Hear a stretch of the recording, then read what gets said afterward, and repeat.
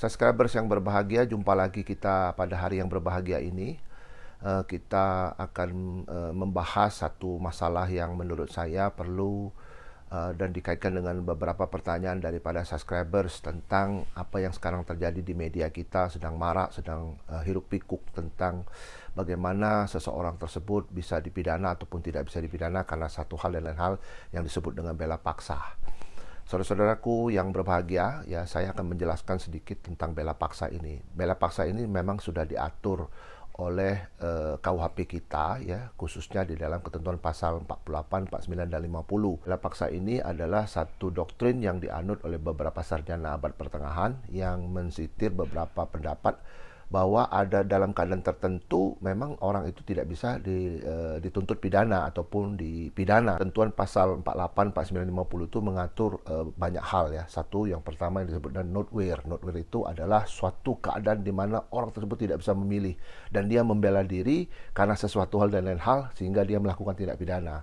Saya kasih contoh bahwa orang tersebut misalnya rumahnya dimasuki oleh perampok yang akan membunuh dia dan dia melawan dan dia melakukan itu sehingga si perampok tersebut meninggal dunia ataupun kehilangan nyawanya. Itu bisa disebut dengan not will excess ataupun overmach.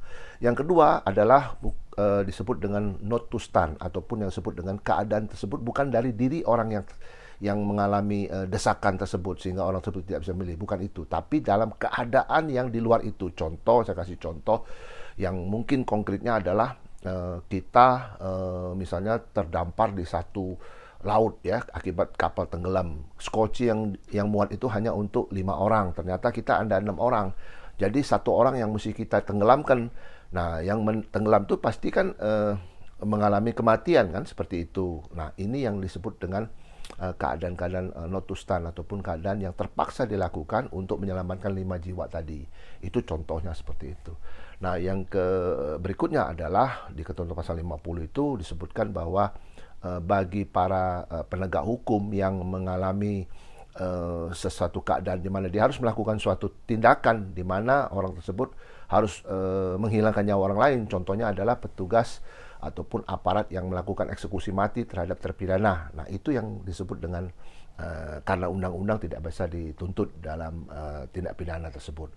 Mungkin itu yang mesti saya sampaikan kira-kira. Jadi kita tahu apabila kita kaitkan dengan keadaan yang sedang marak sekarang itu, ya, kita lihat bagaimana si pelaku itu, apakah dalam keadaan seperti itu, ya, atau tidak. Kalau tidak, ya tidak bisa ditentukan dalam ketentuan pasal-pasal ini. Nah, pertanyaan yang berikut yang dari subscribers dengan saya adalah, apakah itu ditentukan oleh penyidik? Oh, tidak. Yang menentukan itu adalah hakim. Penyidik tetap menyidik, namun nanti hakim yang memberikan putusan, ya, putusan terhadap apa yang diajukan oleh jaksa penuntut umum, sehingga konstruksi hukumnya itu hakim yang akan menilai apakah ini masuk dalam not will excess atau not to stand ataupun bela paksa tadi.